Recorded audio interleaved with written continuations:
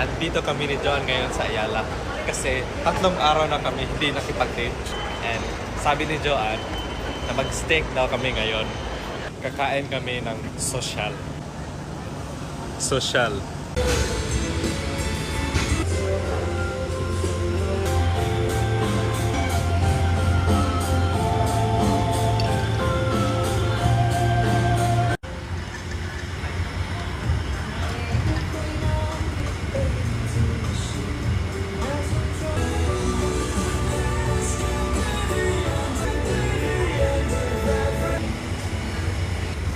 Ganda ata.